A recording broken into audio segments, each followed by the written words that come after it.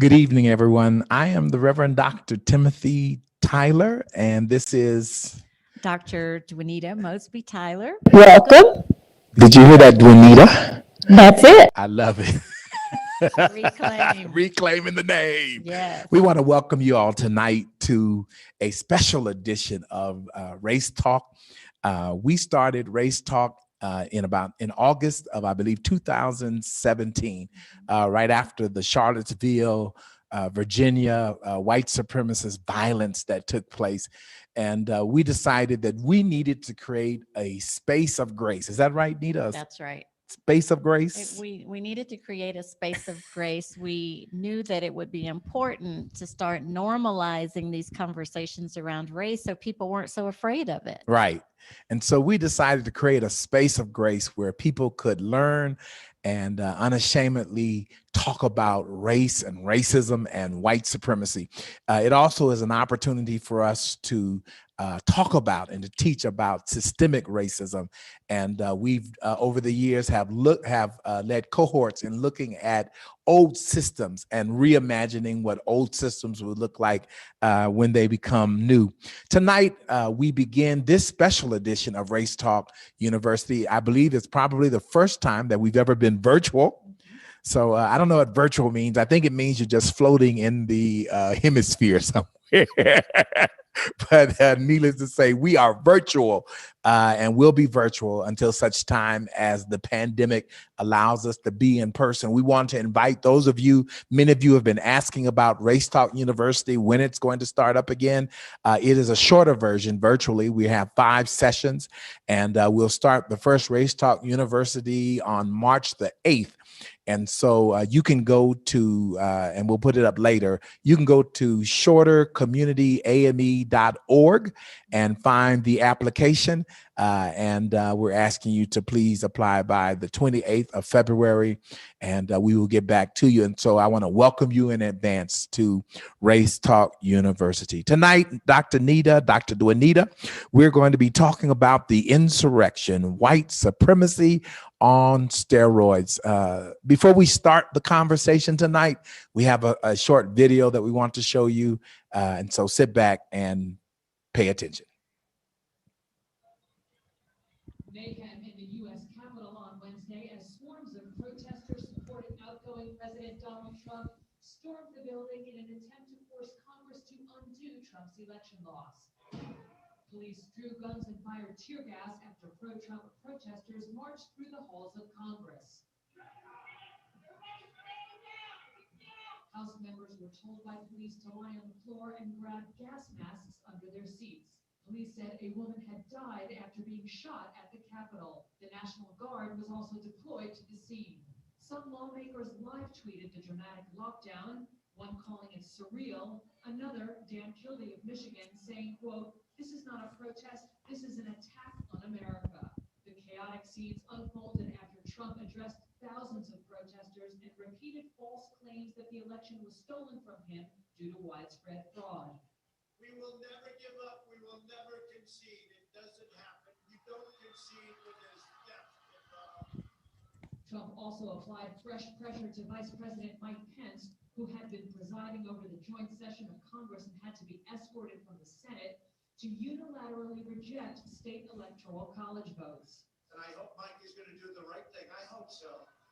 I hope so. Trump later posted a video on Twitter in which he repeated his unsupported claim that the election was stolen from him, but called for peace and told his supporters to go home. This was a fraudulent election, but we can't play into the hands of these people. Outside the Capitol, members of militia groups and far-right groups, some in body armor, mingled with the crowds. President-elect Joe Biden said it was an unprecedented assault on U.S. democracy and called for the siege to end. It's not a protest, it's insurrection. And the head of a business group that represents 14,000 companies, including ExxonMobil, Pfizer, and Toyota, urged senior U.S. officials to consider invoking the 25th Amendment to remove Trump from office. Washington Mayor Muriel Bowers ordered a citywide curfew that began at 6 p.m.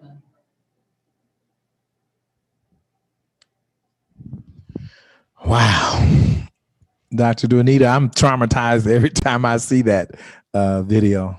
Yeah, it is traumatizing. Yeah. And it reminds me of something that we talk about a great deal in Race Talk University, and that is the fact that slavery wasn't that long ago. We talked about it often. Slavery wasn't that long ago. You share with me a couple of conversations that you've had with groups who people who said, why can't you all get over that?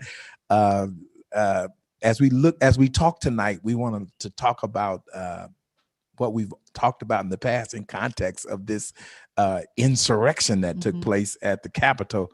What does that have to do with slavery, and what happened that day that brought slavery back up into the picture? Yeah, I think a part of what we struggle with in this country, I think, in many ways, it's what we struggle with even in communities and organizations, is we make things like slavery so abstract and so far away that we can't make it relevant around what's actually going on in today's society. And the insurrection, as a matter of fact, is a duplication of other things that have happened in our U.S. history: the storming of buildings, the burning down of cities. None of this is new. This is a recall. Look at the picture. And I know we showed the nice video. There's some not so nice. There are a lot of videos of this event that happened, this insurrection that happened. But just imagine, I think one video I saw, there was a noose hanging right outside the door of the Capitol.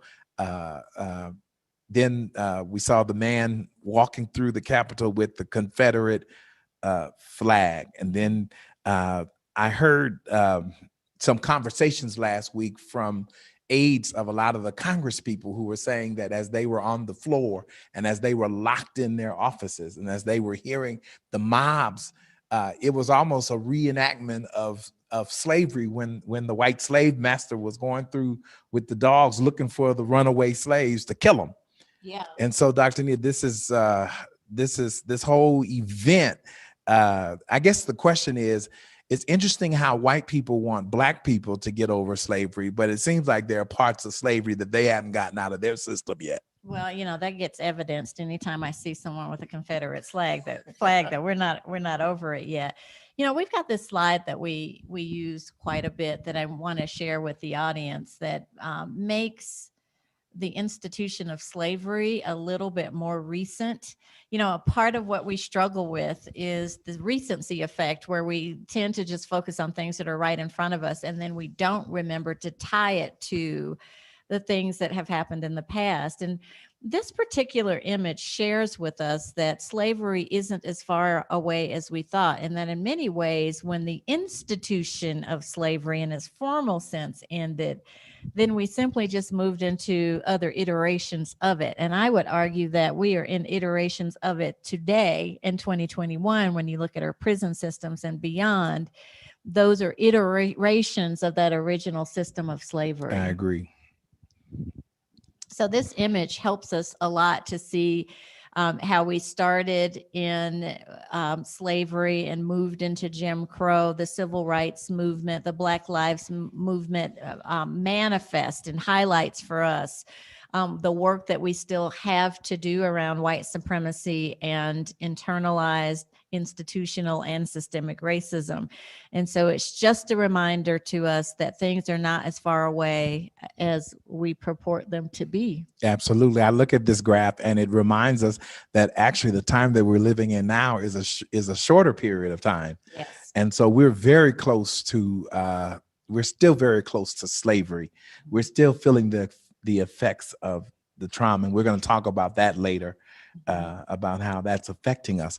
But as I say, when people get over it a long time ago, I guess my point is that if the children of the slave master remember all of the things that they used to dominate the slave, then I imagine those who are the children of the slaves are still traumatized and still have in their spirits that misery and that pain. Well, we have people that were enslaved in this country physically And then the after effects of that have been the enslavements in our psyches, Yes. this oppression in our psyches that was born with us.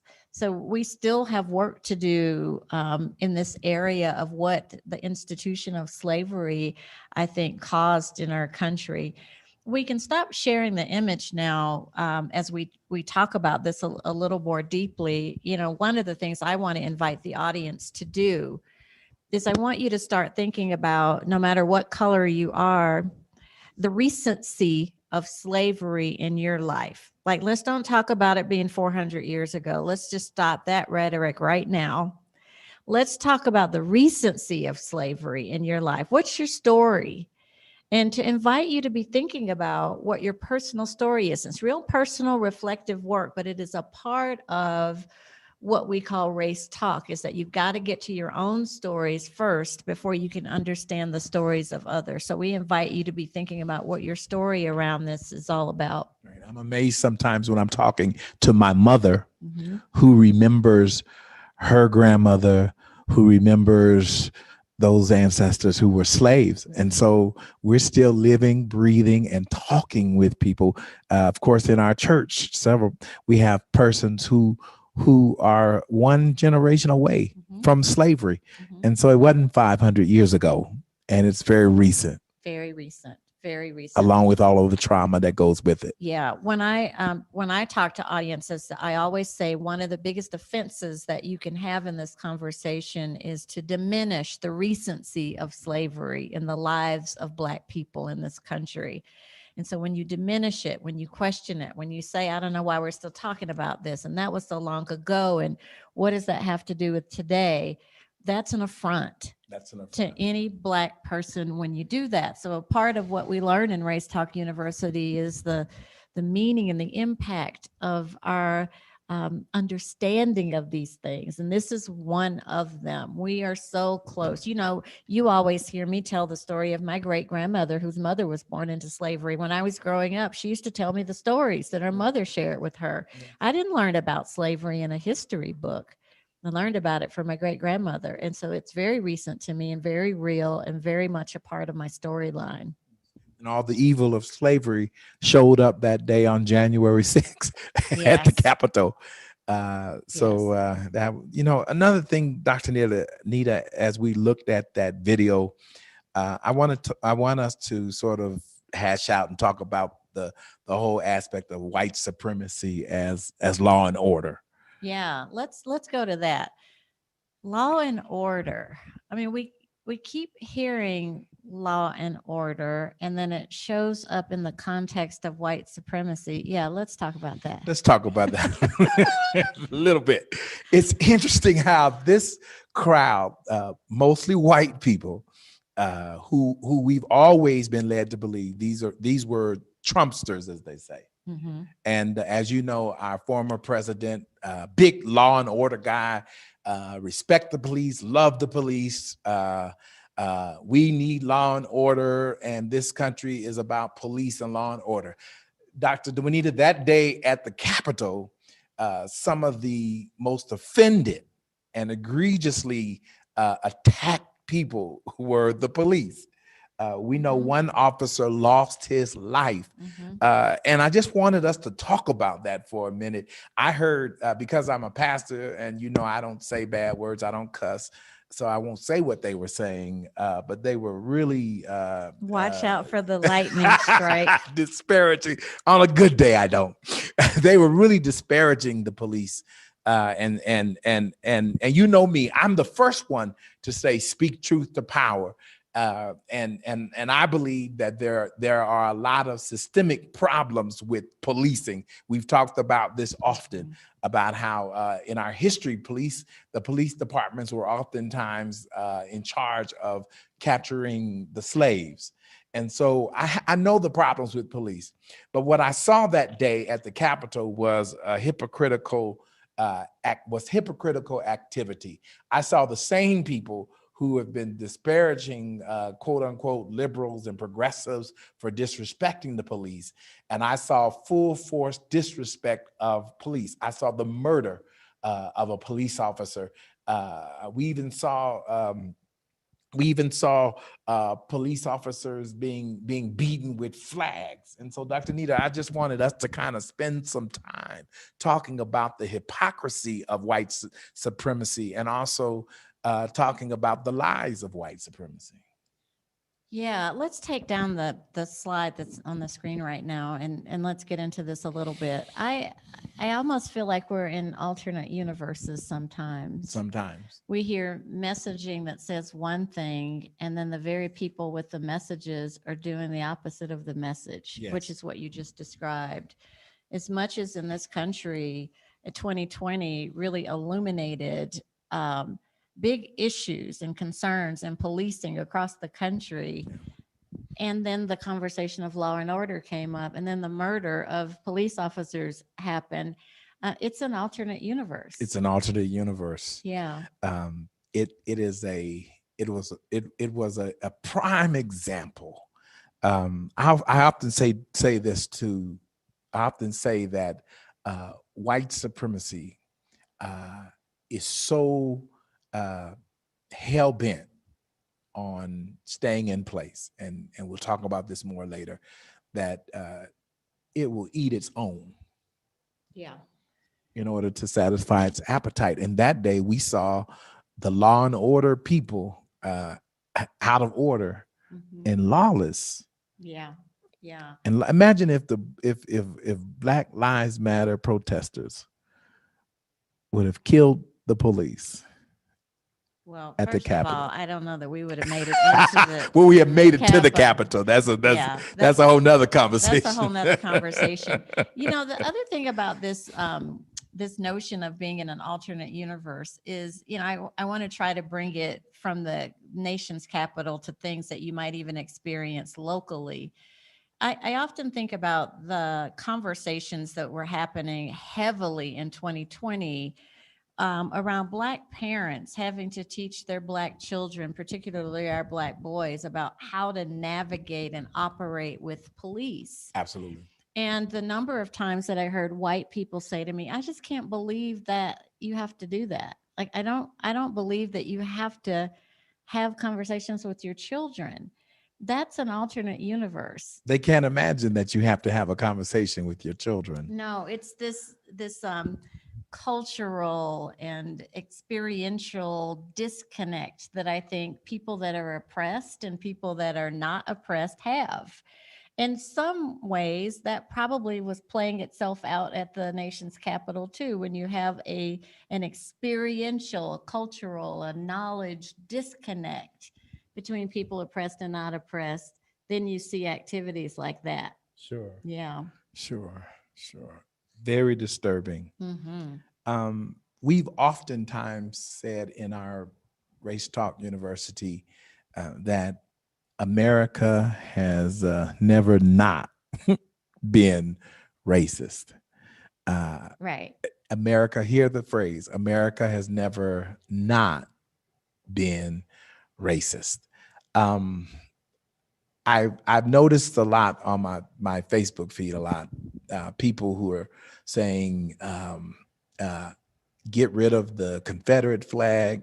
That's an evil flag.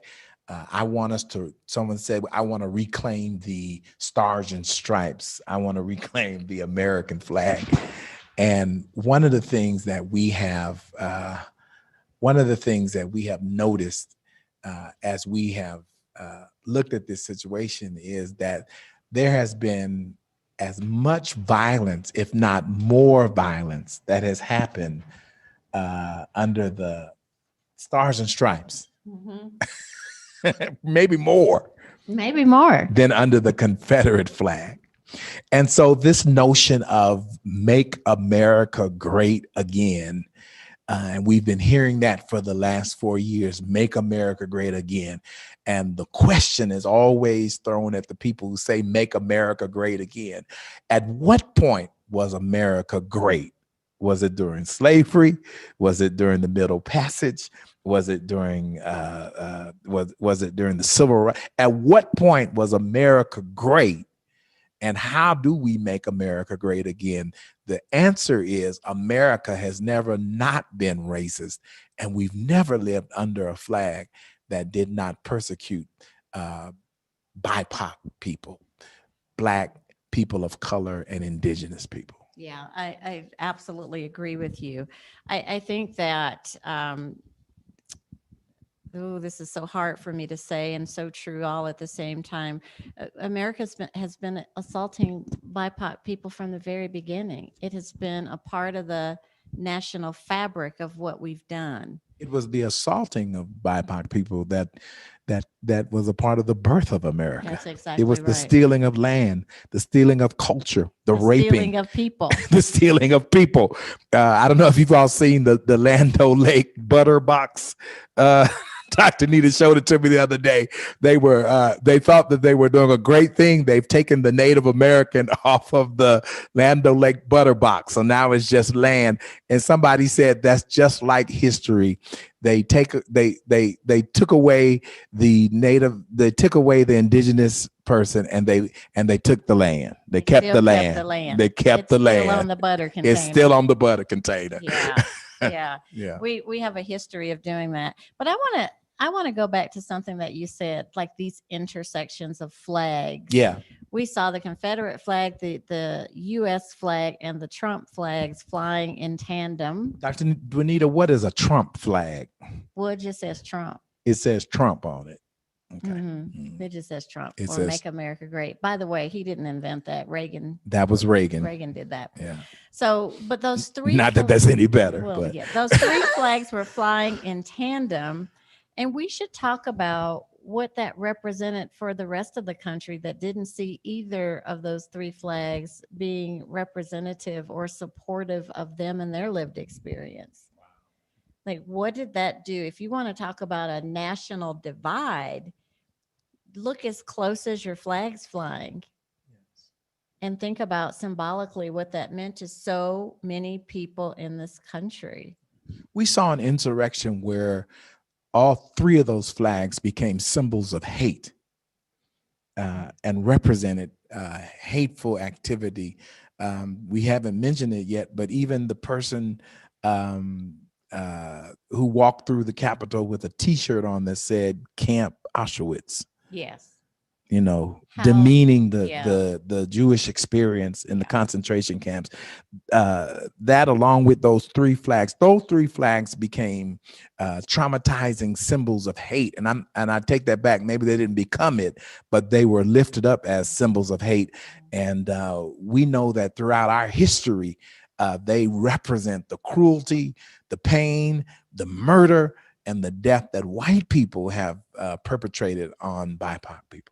Yeah, I mean, I this line that former President Trump said over and over again sticks in my head. He just kept saying, "We will never give up. We will never concede." And I got to tell you, that just took me straight to the Civil War almost. That's the kind of language that we heard and the narrative that we heard. But this conceding, this notion that you are conceding, is a conversation around power and what happens when the grips of white supremacy begin to slip. This notion that we're conceding or we won't concede comes up even more. This is why we're still fighting this fight, because that's the nature of white supremacy. Yeah. We will never give up. We will never concede. We'll morph into something different. I was listening today about this $1,400 check, this $1,400 that everybody seems to be excited about. But you know what? If they send me $1,400, but they refuse to change these white supremacist systems, then when I spend that $1,400, I'm still gonna need help, because that system is still gonna be designed to keep me out and to keep me under and to keep me down. Yeah, I agree with you. You know, I do think there is another thing. You know, But you can't have my $1,400. I just want to put that on the record. I'm just Go saying. on. Okay. That's a whole nother workshop. Another workshop. There is a part of this conversation that I always like to dredge up, and that is when we talk about white supremacy, systemic racism, institutionalized racism. One of the things that I find is people can't always put their finger on how it shows up today. They know what the words mean.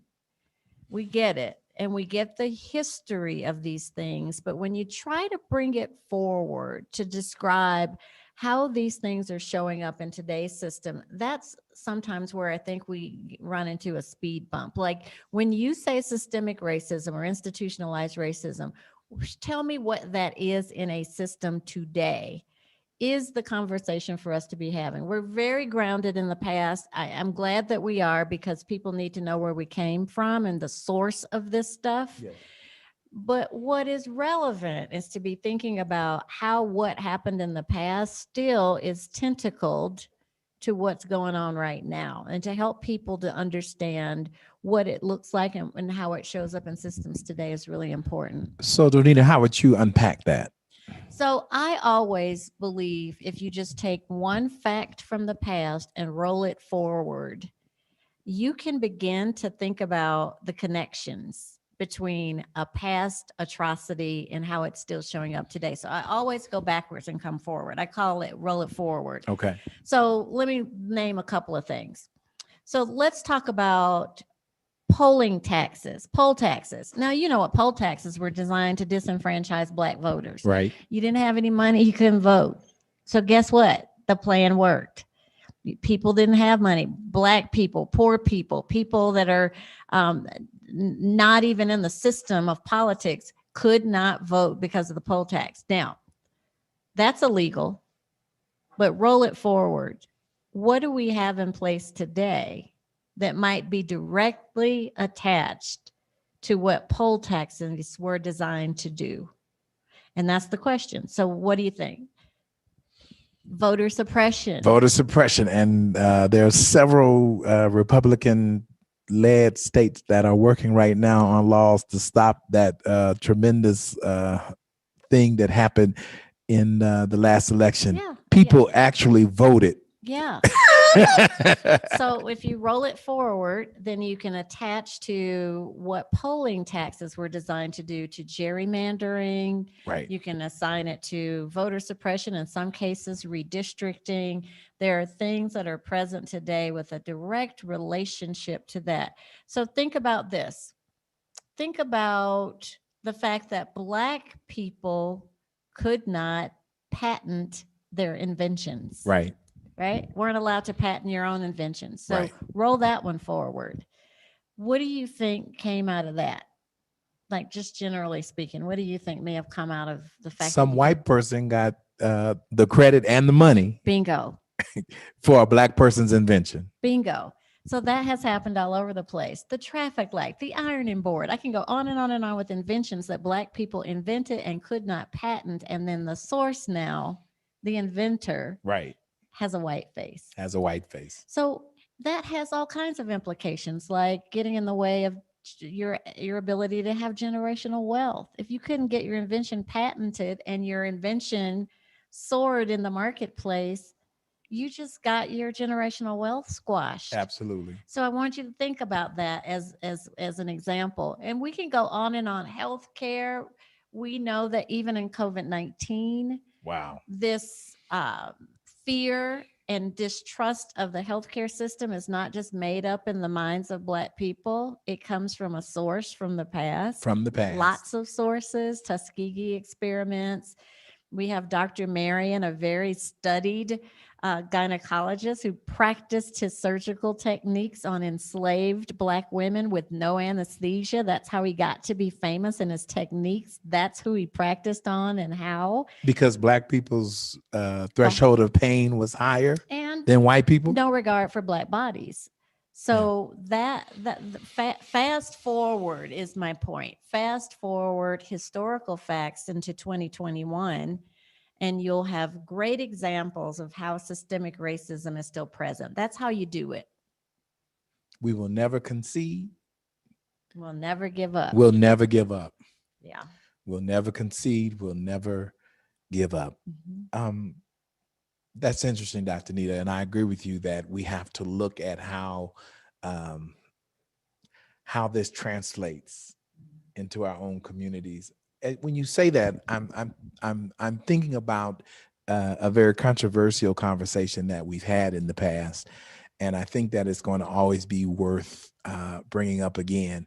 But in the same context of looking at how all of this that happened at the Capitol translates into our own communities, can you just say a little bit more about what we've talked about in the past as it relates to it is going to be the responsibility of white people to continue to lead the movement to tell white people to cut it out? Yeah, I mean, it's a controversial conversation, I think, always about who leads what and when. And I think sometimes that's just situational. But I got to tell you, I've been on earth long enough to tell you that white people being on the sidelines of this work, it's not effective. We've already proven that. Here we are, 2021. We're talking about the same things, quite frankly, that we were talking about when I was 10 in the segregated South. Wow. So the strategy has to shift. And the strategy must include us working in a collective to get this work done. We need white people on the front lines of talking to white people about what needs to be eradicated in this system, which is racism and white supremacy. Who best to do that than people that hold it or to hold that power? So Dr. Dwinita, please help me again now, because I've heard it in the community quite often from white people who've been saying that we're going to take our lead from people of color and Black people, and we're going to let them be up front at every protest, and we're going to wait for them to tell us how they want us to get involved. Just unscramble that for me, please. Yeah, I'll try to unscramble it. Some of it is the nature of calling things allyship, because that definition is in fact what an ally would be doing, is taking their lead and their cues from the people on the front lines of the work. And I'm not saying there's not a place for that. Sure. What I'm saying is there's not a place for a lot of bystanders. Yeah. And that's a model that we've been in for a long time, is to be a bystander to something, waiting to be called up to be told what to do. I think that we are in crisis, and we don't have the luxury of waiting for people to be told what to do. In some cases, you have to have a strategy around what to do. If white supremacy is what we're talking about, you don't need me to tell you what to do. If you know what white supremacy is and you're the holder of it and you're perpetuating it in systems or in communities, you know what to do. It's your responsibility to do it. So not everything will be told to you.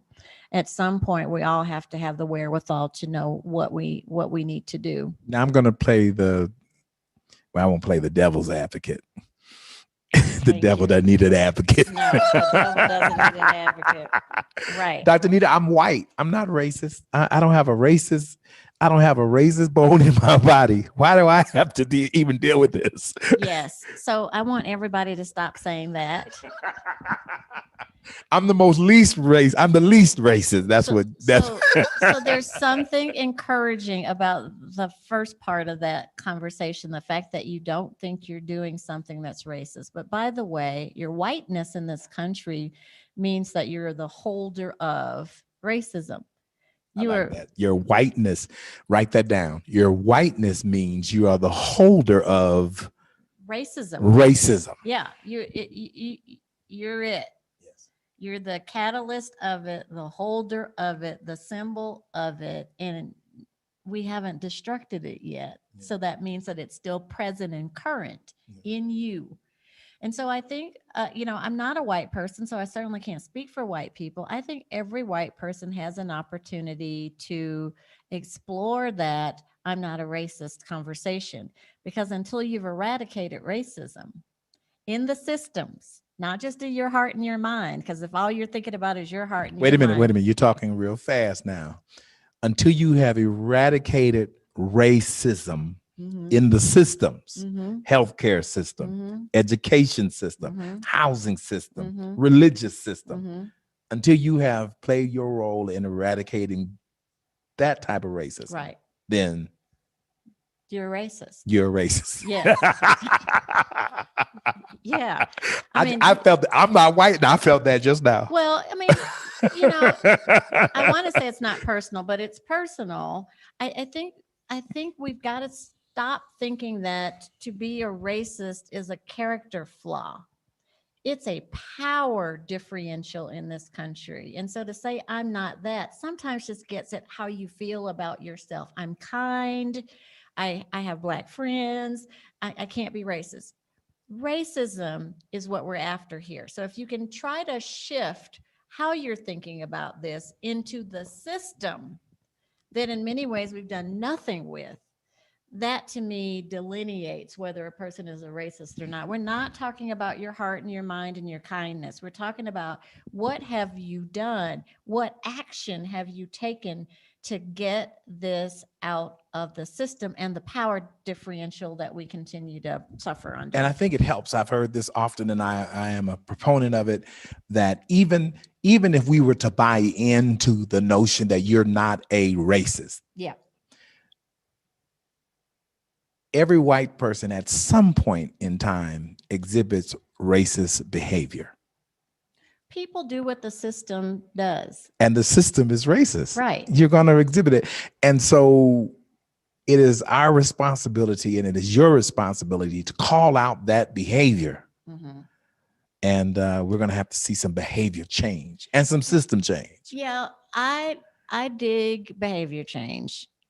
You get ready to. I really dig system change. Yeah. So I think if you are just talking about behavioral change without committing to the system change, it's not sustainable. And I'm not making that up in my head. That's exactly what we did coming out of the civil rights movement. We got into behavior change. We really didn't get into systems change. We did enough equality work just to level set some things, but we never really tackled deeply what was institutionalized in our systems. We just focused on behaviors.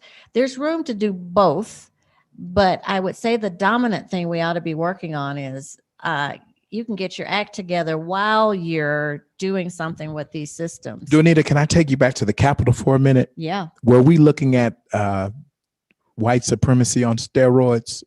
Were those racist people who were storming the Capitol? I think what we got to see televised was an example of what I'm saying. We got to see white supremacists on TV in a system of white supremacy that allowed it to happen. There was nothing that shut that down.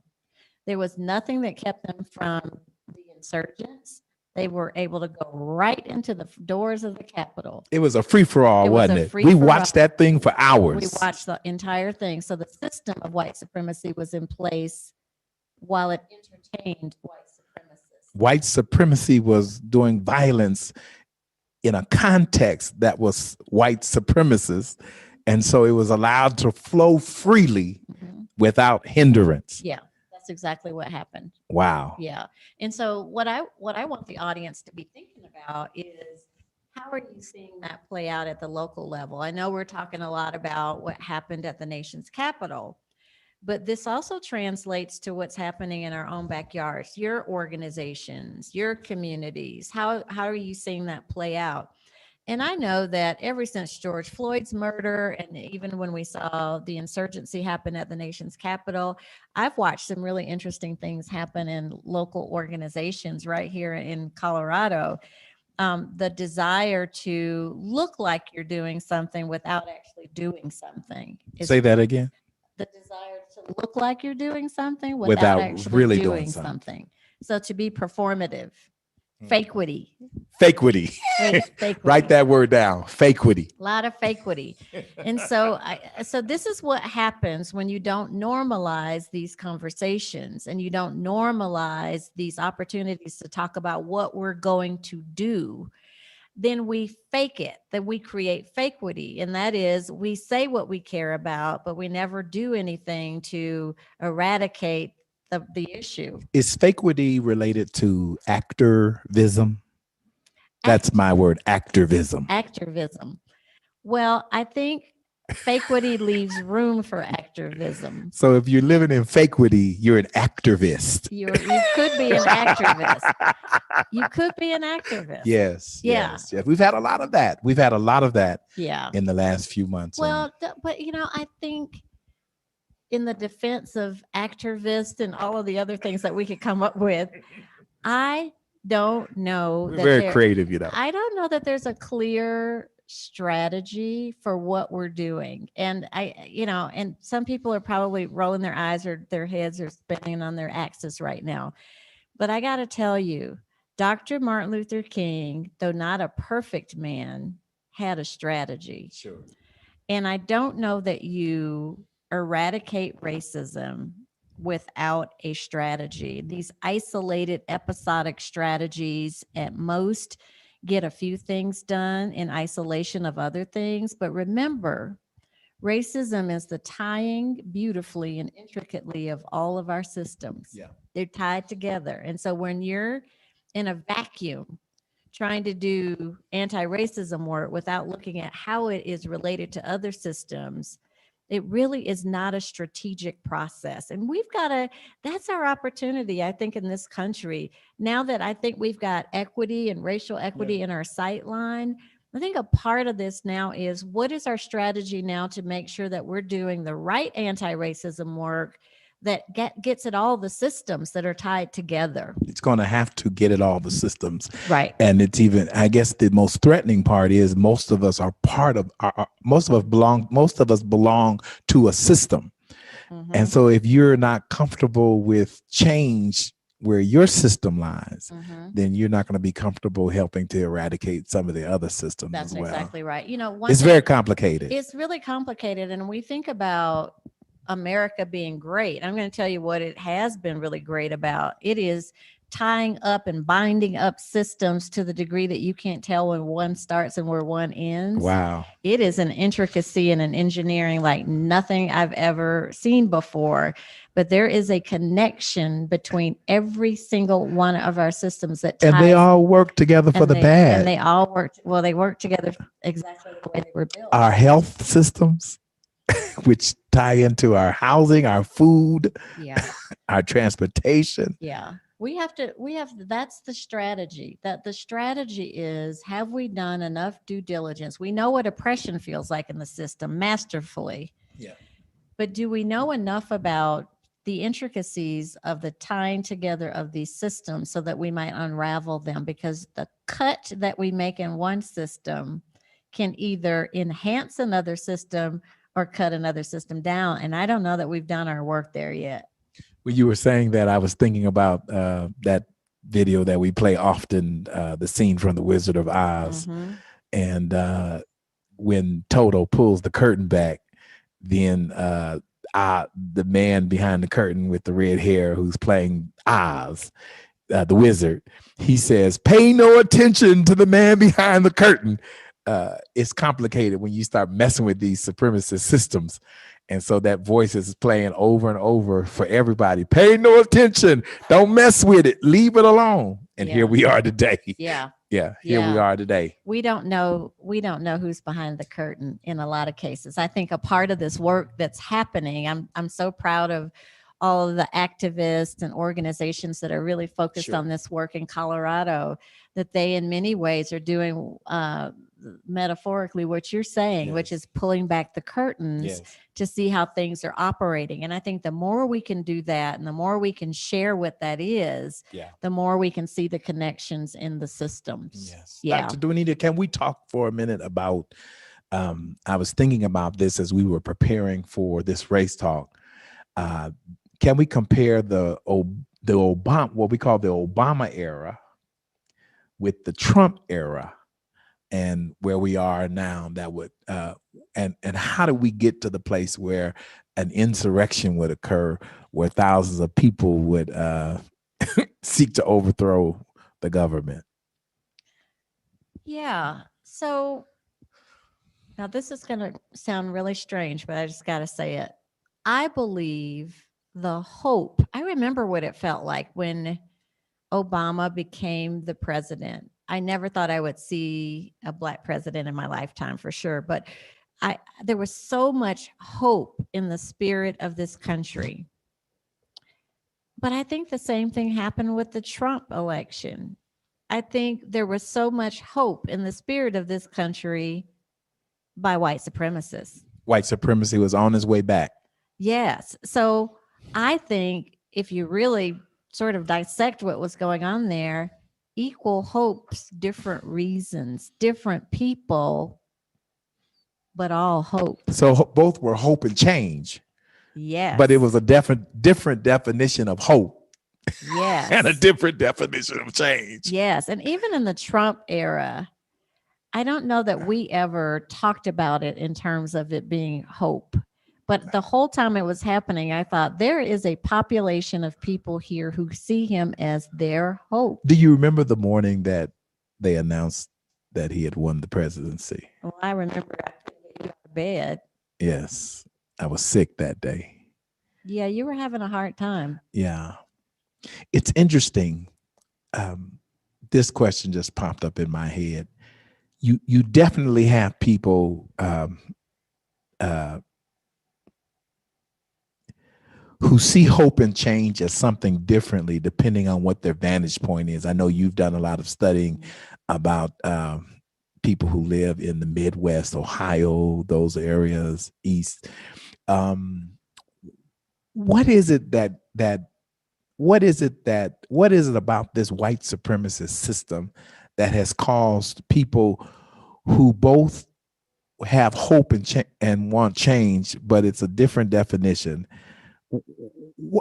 Let me just break it down like this. What has caused this civil war that we're in now that is going to tear us apart? Yeah, let's take the slide down and let's talk about this for a minute. I really do believe,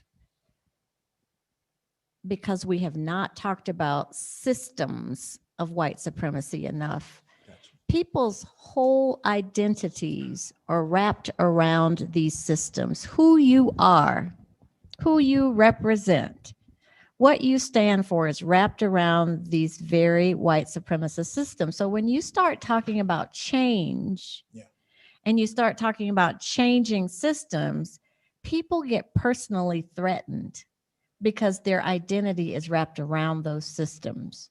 And so then change becomes not a good thing.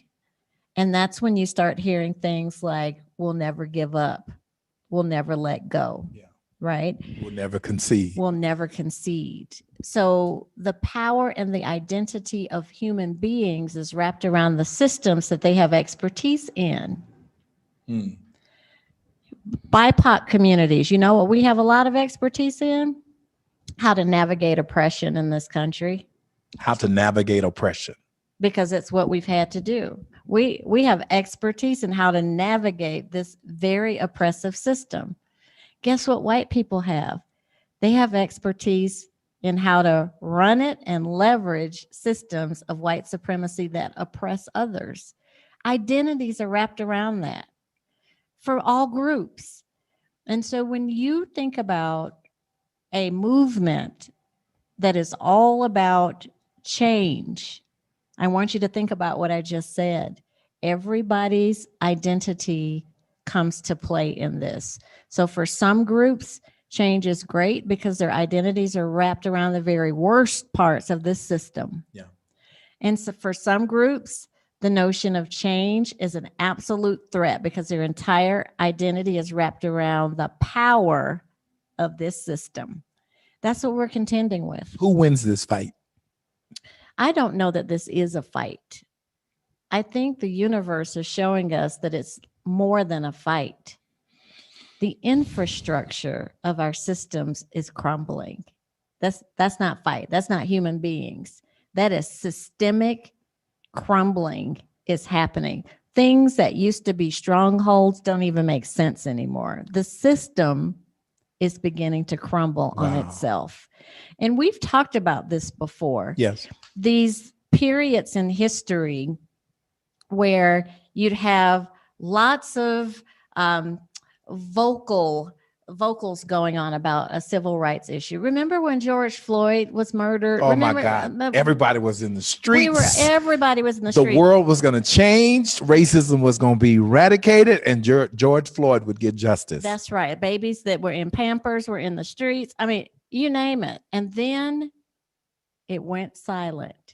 This deafening silence. This is a historical social movement trend in this country. Don't act like you're not as old as I am.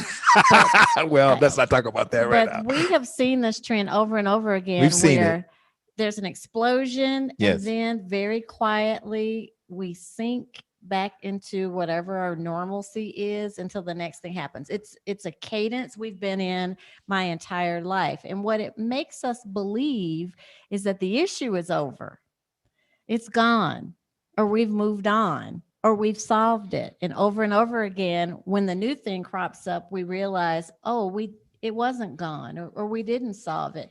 That's what we're in right Dwinita, now. we've got to get this. We've got to get it over to white people, BIPOC, black people, whoever. We've got to get it over that this is not a sprint, but it's a marathon. It is a marathon, but it needs a strategy. And it needs a strategy. I remember with, everybody's adrenaline is flowing when the crowds are large and and the bombs are bursting and the smoke is out. Everybody's out and Black Lives Matter. But if there's no strategy, that doesn't last long. I'm proud of everybody that has done something. Let me just Absolutely, say that. absolutely. This is not just, something. I mean, I'm all for it. Do something. Do something. So I'm really proud of that. But I would say we have to stop being surprised when things continue to crop up.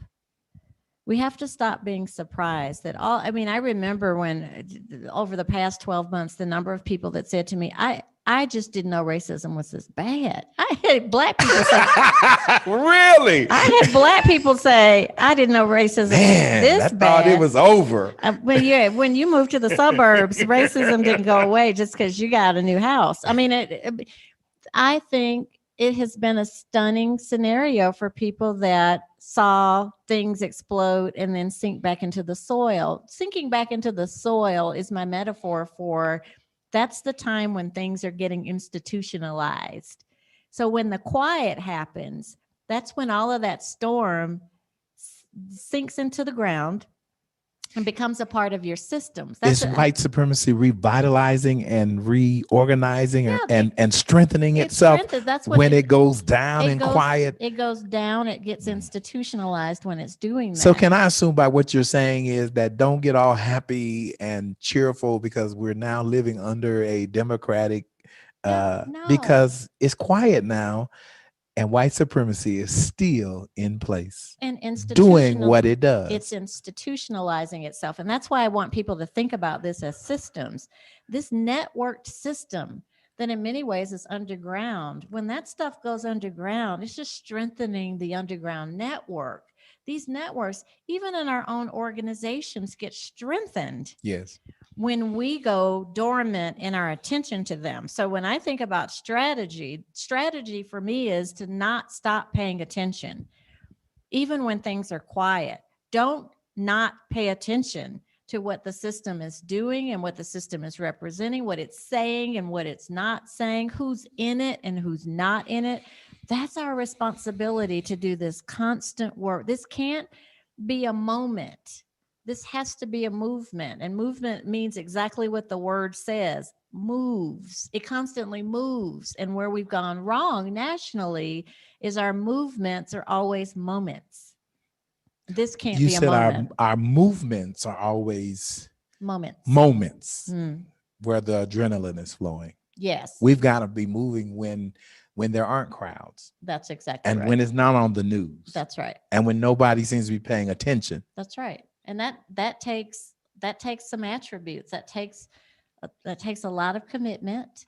Dr. Nita, can I ask you, while we're talking about, I know we talked about George Floyd a little bit, as we were watching the insurrection at the Capitol, it felt like white supremacy was piling up on people of color and Black people. We're in a pandemic now. Mm-hmm. We're in an economic struggle. We're in a health crisis. All of those systems are terrorizing and killing at high rates people of color and Black people. And then we watched in living color or in white as this insurrection took place where people were yelling, "We're going to take our country back." Can we talk about for just a minute the spiritual, psychological, physical effect of the pileup? Mm-hmm. Yeah, it is. It is a pileup effect. It is the piling up of all kinds of phenomenons that are happening at one time. And this pileup effect is COVID-19 meets racial reckoning, meets economic challenges that Sure. are going on in communities. I mean, you probably can name 5 or 6 different sorts of pileups that are happening at once. But I think it's important to talk about the pileup effect, because the pileup effect will either strengthen us in this movement or weaken us in this movement. Sure. And we need to be able to talk about the impact that all of these things are having on us. And I guess the first thing that I would share with you is that I think it's fair to say that we are a country living in compassion fatigue. I keep thinking about You said compassion fatigue. compassion fatigue.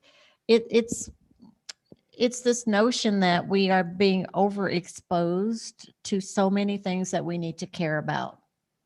So we're exposed to needing to care about people's health with COVID-19 and their safety. We're exposed to, there's a racial reckoning going on in this country and we got to do something about it. We're exposed to economic challenges where people don't even have jobs or income. And so we can go on and on about what we're asking people to care about. And the fact that they have so much to care about at one time creates compassion fatigue. Wow. It is a weariness. It is being tired of having to care about so many things. And here's the risk factor, which is why I want to talk about it. The risk factor is just like any other kind of fatigue, when we get tired, what happens to us? We shut down. We shut down. Right. Never to rise again. Right. And so the same thing happens in compassion fatigue. Yeah. When you have too much that you're overexposed to needing to care about, you start picking and choosing what you're going to focus on. What we cannot afford to have happen is people picking and choosing to not focus on our racial reckoning. Right. Right. And so if people still have the option to pick, would they not pick the hardest thing to say, I can't worry about that right now? Right. That's a risk factor for us in this work. Right. So I want people to know that compassion fatigue is real. And the real challenge for us is we've got to start talking about what it looks like, because it can show up like apathy. Yes. And we don't need that. The other thing I wanted to share very quickly about what we're in right now is grief. I want to show you a slide that talks about grief and the grief cycle. And it's so important to talk about this one too, because while we have compassion fatigue, so many of us are also in the middle of grief for the same reasons. If you happen to be in the BIPOC community, this is not a positive time. It might be a racial reckoning, but the harm in this moment is palpable. So it's not easy. So you grieve in that. And then there are people that are in the COVID-19 grief right now. Lots of losses. I think about the number of funerals you've officiated in less than 12 months. 11 or 12 funerals. Yeah, it's grief. So the other thing to understand is that while we're going through this journey, this movement, whether it's talking about race all the way to what will we do, which is what we have to talk about. Grief hits all of us, and we're all at different stages in the grief cycle. Some of us are still in denial. We know people in our communities that still don't know why we're talking about all of this. Right. And then we know that there are people in our communities that are angry, like you and me. We're angry. We're not hopeless, but sometimes that anger can make you feel really helpless. Once again, I'm entering into my 6th decade of talking about race and racism. I'm exhausted from it. It makes me angry that we're still talking about it. And then some people are in depression because this is so overwhelming to them, the combination of COVID-19 and this racial reckoning. And then we had the insurgency at the nation's capital, the only symbol that some people knew was compromised.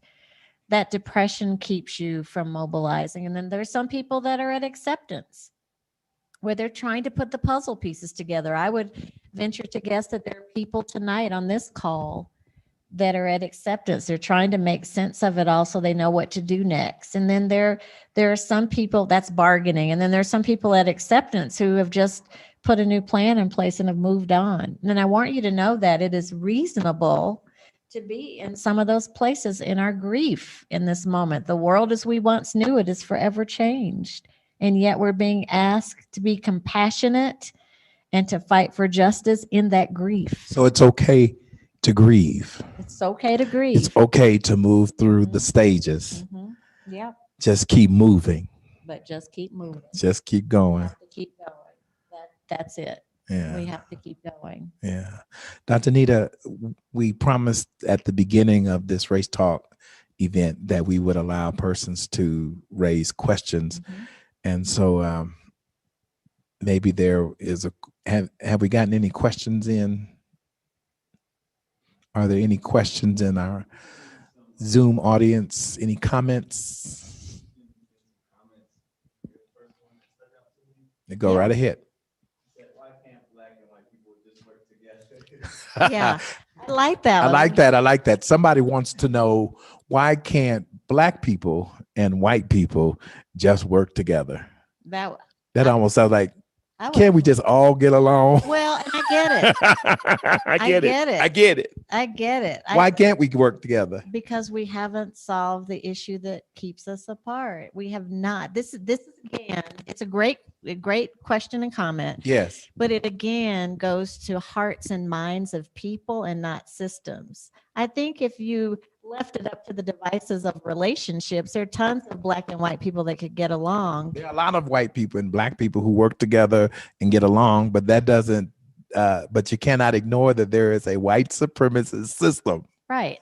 That operates differently on white people and Black people and people of color that we still live in. Yeah.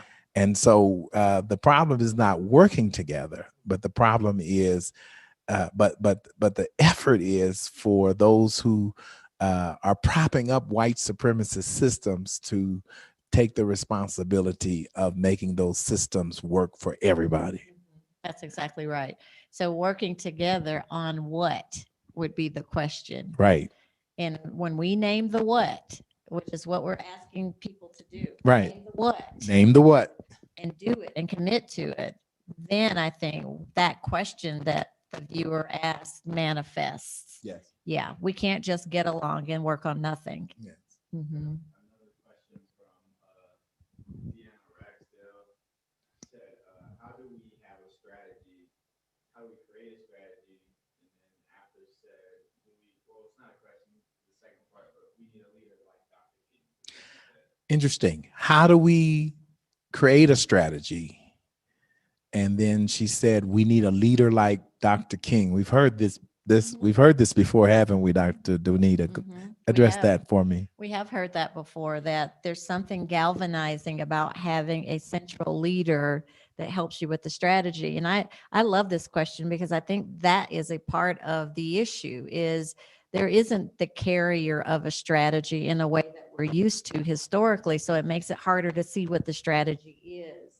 I don't know that we'll ever get to a central leader like we did with Dr. King, but I do think there's such an important role for all of the rising, emerging leaders and existing leaders to be playing in creating a strategy in a collective. I often think sometimes we don't even do that. So between elected officials and the wonderful organizations that are doing this work, are there community strategies that we can document and share about what we're going to do in a collective? Isn't this an opportunity even at the federal level? Yes. There's an equity office at the federal level. Right. What's the national strategy? Right. For racial equity would be an outcome of something like that. So I do think that there are ways that are a little different than having a Dr. King that we could employ, but we have to be willing to interrogate our systems. And therein lies, I think, a part of the challenge is when white supremacy is baked into the degree that it is, getting in to interrogate systems will be a bit of a challenge. Absolutely. But we just have to be committed to going forward with that challenge. That's what it's going to take. Absolutely. We are in a time where there are many leaders. I'm excited about just the leadership pool, even here in Denver, Colorado. And we're never probably going to return back to the time when there was one or two leaders. And I'm of the personal belief that, I mean, as celebrated as Brother Malcolm X was, they killed him. As celebrated as Dr. King was, they shot him. White supremacy thinks that if they aim at our leaders, then our movement will stop. And so how confusing it is for white supremacy that there are leaders rising up of every age, every ethnicity. And we just need those leaders to come together. And I believe we're going to be able to change systems, and we'll learn from the lessons, and we will revere the lessons that a Malcolm and a Martin taught us. But many leaders will rise up to take up their mantle. I agree. Yep. Totally agree. What other questions? Got a question from Sue Ebby. How would you suggest that white people learn more about how systemic racism is operating in our local communities? How would you suggest that white people learn more about how systemic racism is operating in our local communities? I wanted to say sign up for Race Talk University, but go ahead, Dr. Nita, what you? Yeah, well, I think there are so many opportunities that come in all kinds of forms. One of our favorite books, if you want to talk about it, books, is White Rage. Yes. It really talks about how racism is systematized. And I think that's an important starting point for that. I think it's Carol Anderson is the author of that book. So that's a great one for a starting point. And we also love The Color of Law, and because it has some Denver, Colorado inferences. Right. It talks about Park Hill a little bit in the read, Richard Rothstein. And that one gets at what I mentioned earlier, and that is the intricacies and how these systems are tied together, so that we more carefully understand those. I also think a simple Google search, and I'm not being sarcastic here because I do this almost weekly, a simple Google search on historical oppressive facts in America will give you bulleted points on all of the different kinds of oppressions that have happened in this country. And I actually think that's an important list for you to start cultivating, because it will help you in that exercise of fast forwarding systemic racism, rolling it forward. Just having historical facts will be helpful there. Now, my favorite book of all of the books that we've read is White People Really Love Salad by Dr. Nita Mosby Tyler. And I think that if you want to learn how systemic racism plays a role in even our everyday childhood lives, you should get that book. Now, that's the one I like the best. Thank you, dear. Yes, dear. I appreciate You owe me some money after that.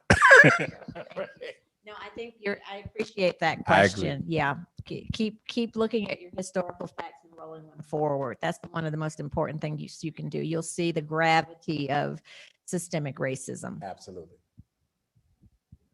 This one's a little packed in. Mhm. Throw that one out there. Mary would like to know, how do we change hearts and minds to get them to acknowledge that racism exists and move towards reconciliation, healing, and reparations?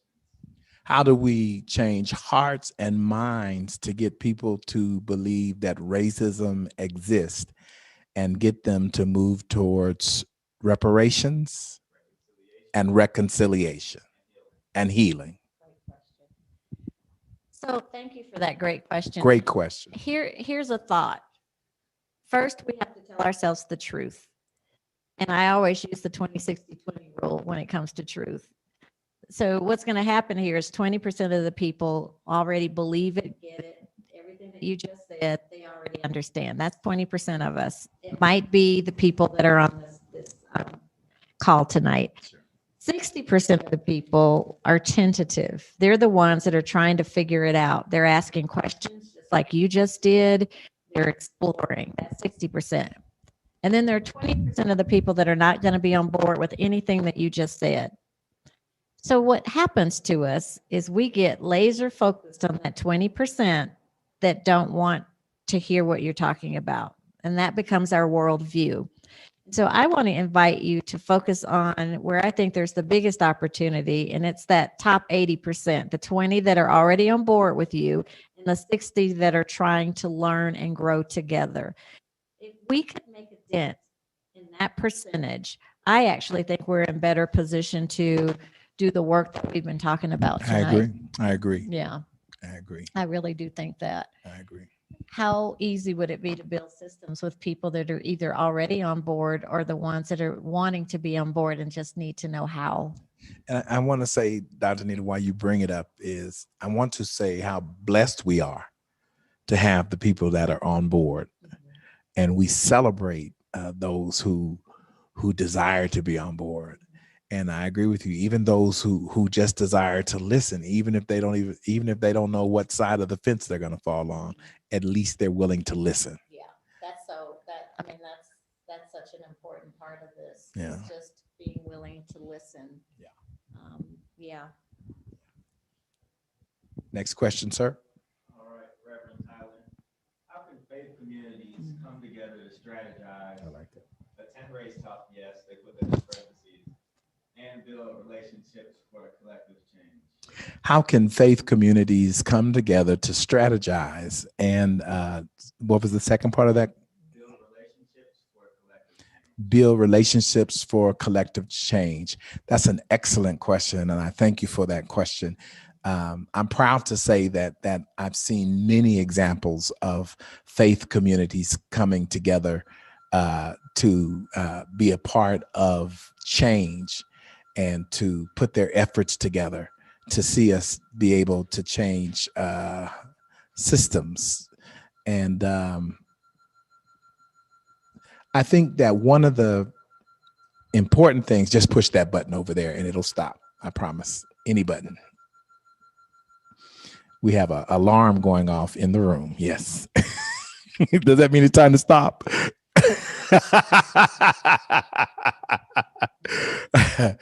Anyway, let me get back to my question. I think it is an excellent question, and I've seen many models of people in the faith community. I assume you mean white people, Black people, people of color coming together to solve some of the systemic problems. It can be done, and we've done it in the past. And it really takes a humbling, Dr. Nita and I talked about a space of grace earlier. It takes being able to create a space of grace where people are able to ask the questions that they want to ask. We have people who want to know, what do Black people like to be called? Are you colored? Are you Negro? Are you African American? Are you Black? No, yes. No, yes. But it's okay to ask the question. I am blackity black. It's okay. Spaces of grace allow you to not be ignorant anymore. And so I believe when people of faith come together, we have to pledge to each other that we will be honest, that we will be open. And people of faith also have to admit that even in the faith community, even there is systemic race. In fact, I believe that systemic racism was fueled and created by religious systems. We know that. And homophobia and misogyny, all of those things were born out of religious systems. And so we must come together and be willing to give up the systemic hate that we've learned as people of faith and be open to coming together to see systems. We have to be willing to tear down systems and build up systems. I keep saying it, that will serve everybody. Thank you for that question. Great question. What would you see as successful components of a good strategy? Great question. What would I see as successful components of a great strategy? So one, the strategy needs to have a name. I think we're calling things all kinds of things. What are we trying to accomplish here? Is it the ending of white supremacy? Is it racial equity? What is it? So naming what we're trying to do would be an important component. Second, commitment. What is the degree to which we're making a commitment to do this? We don't want something that's performative. So what will we commit to do?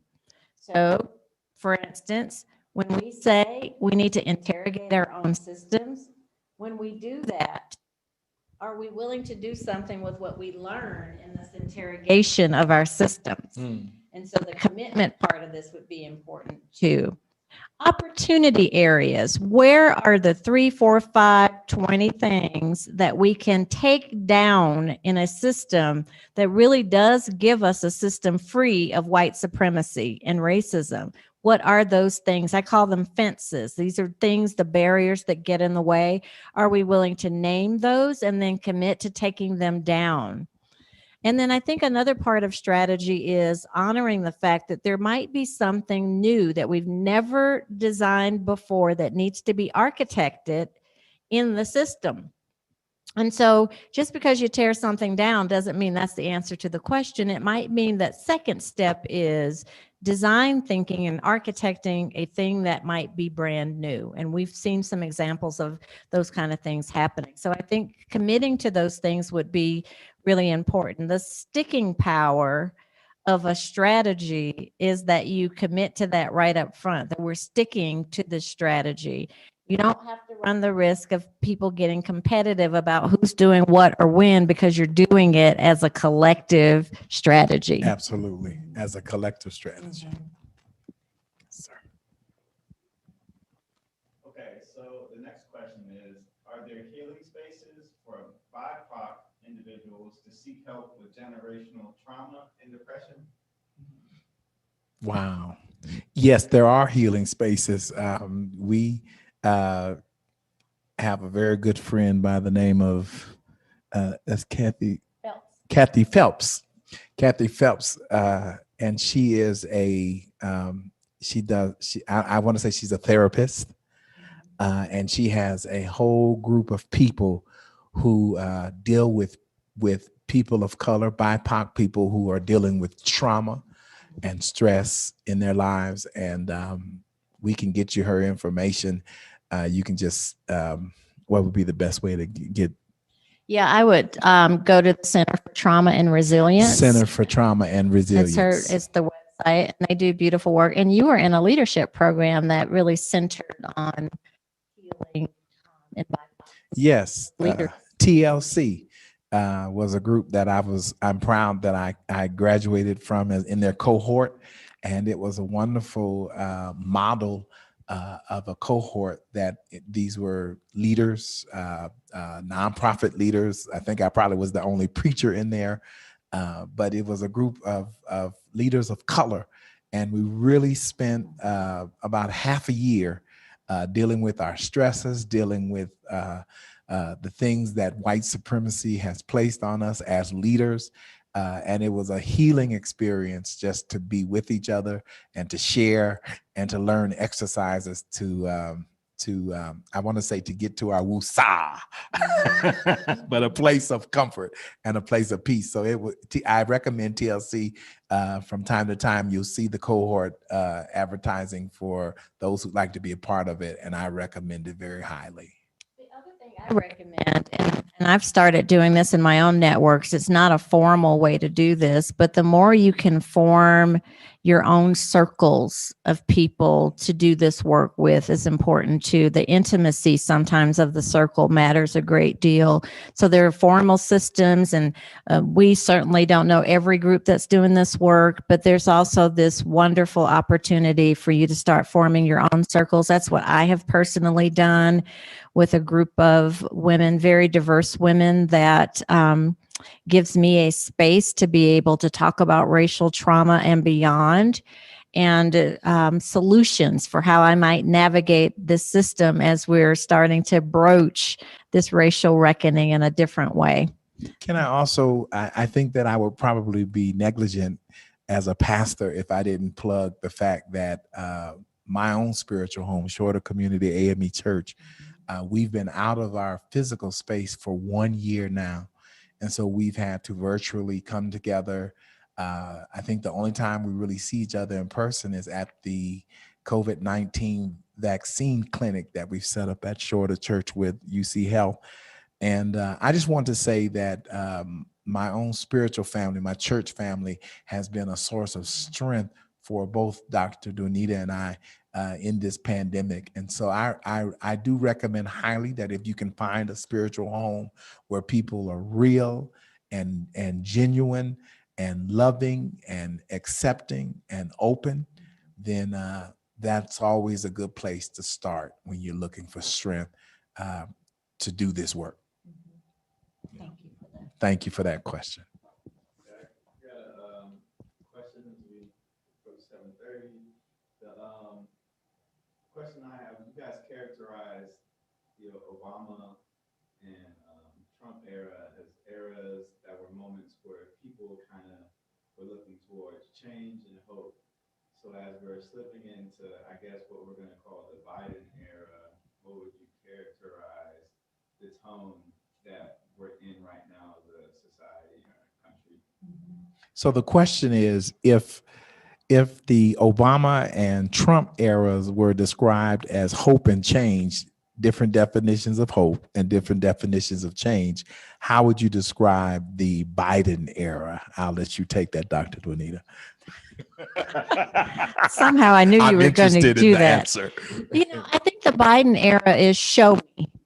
I think it's the show me era. I think it is, we've moved from hope to show me and prove it to me. Yeah.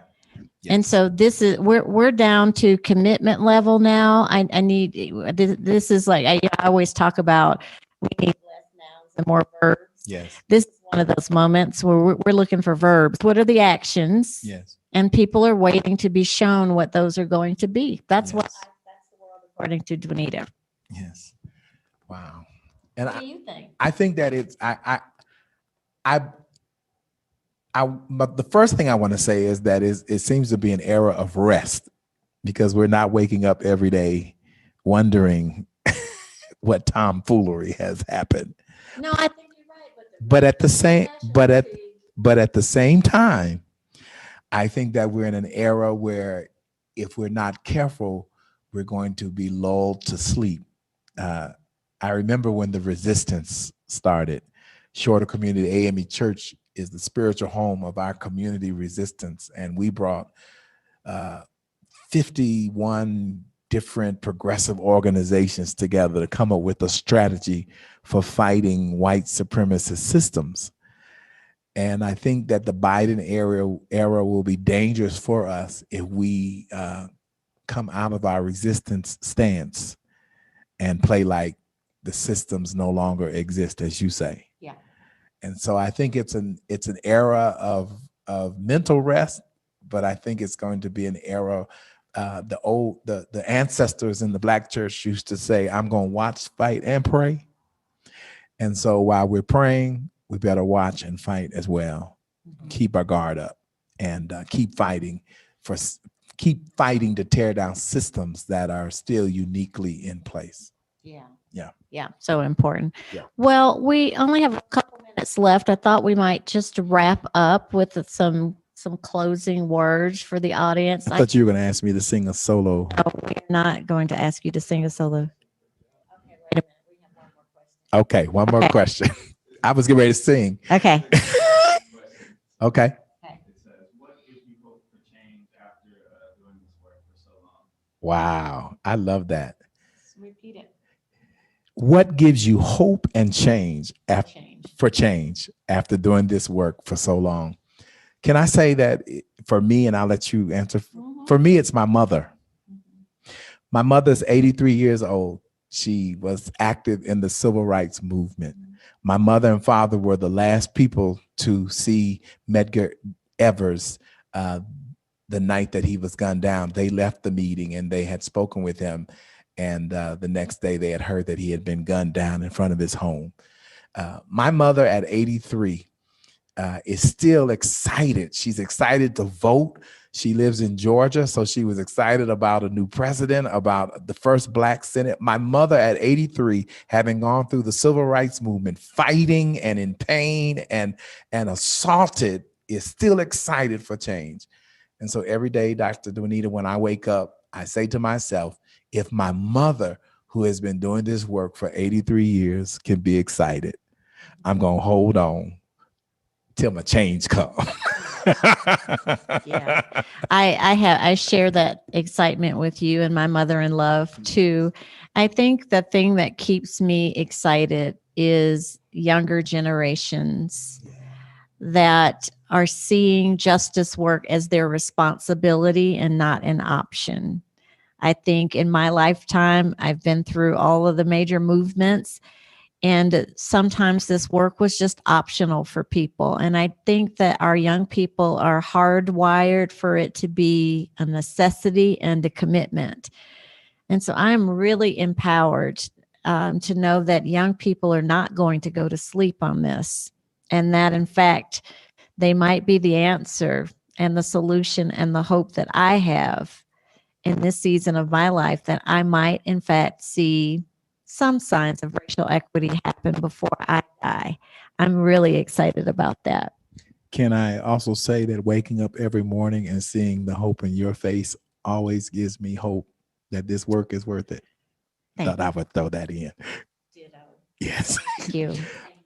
We want to say to you tonight, we want to say to you, thank you for joining us on this special conversation. Again, if you'd like to register for Race Talk, you can go to shortercommunityame.org. I believe so.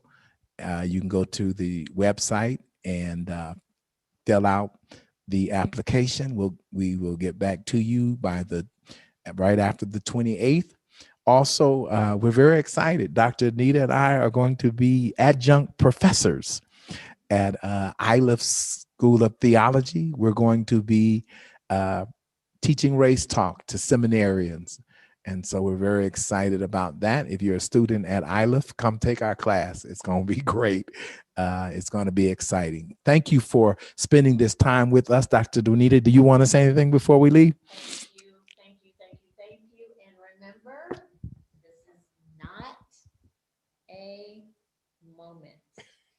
this is not a moment.